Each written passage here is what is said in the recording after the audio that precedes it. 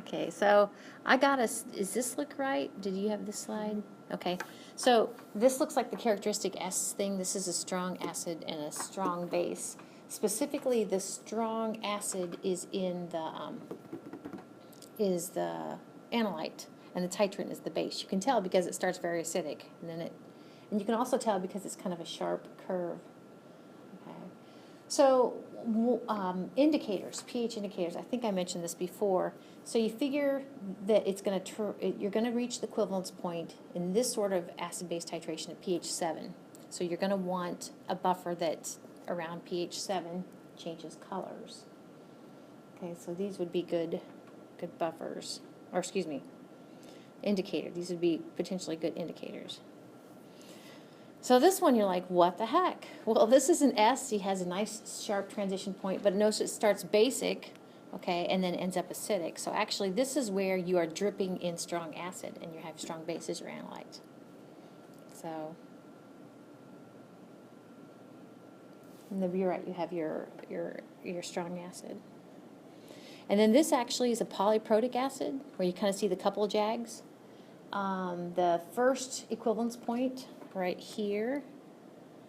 In this case, again, back to your titrant is, in your burette you have NaOH, and you're titrating phosphoric acid, H3PO4. This is the first equivalence point, and this is the second equivalence point.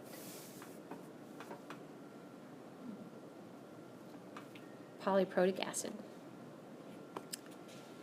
So yeah, then we're like back to the end. Now I've got some of these in the storeroom, just kind of made up as solutions ready to be used as indicators, but the one I usually use is phenolphthalein, strong acid, strong base.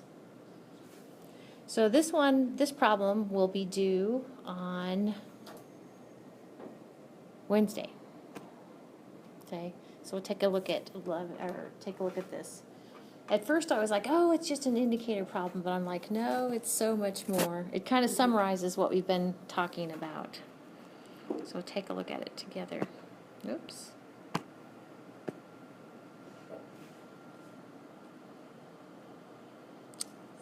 $17.45.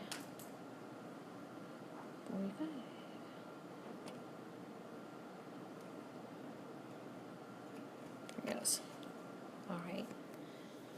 So you're supposed to sketch the titration curves, and then on your titration curve, say what the initial pH is, and then also what is the pH at the equivalence point, the inflection point. So notice that the first one is, well, both of these, let's see, yeah.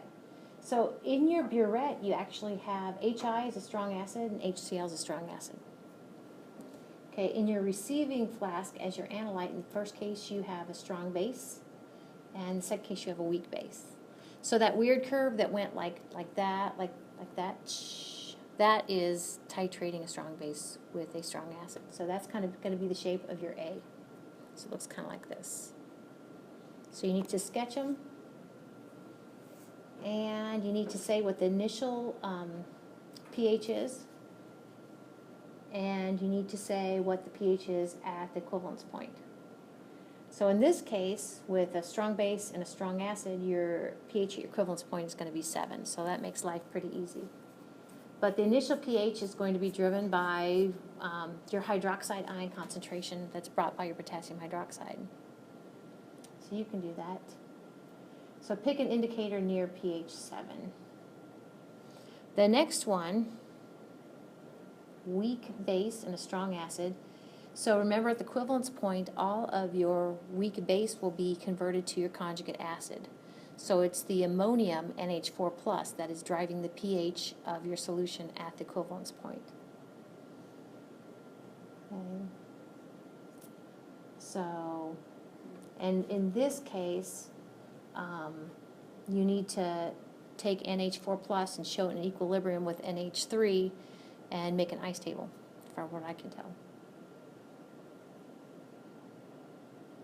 So it's kind of a nice little review. All right.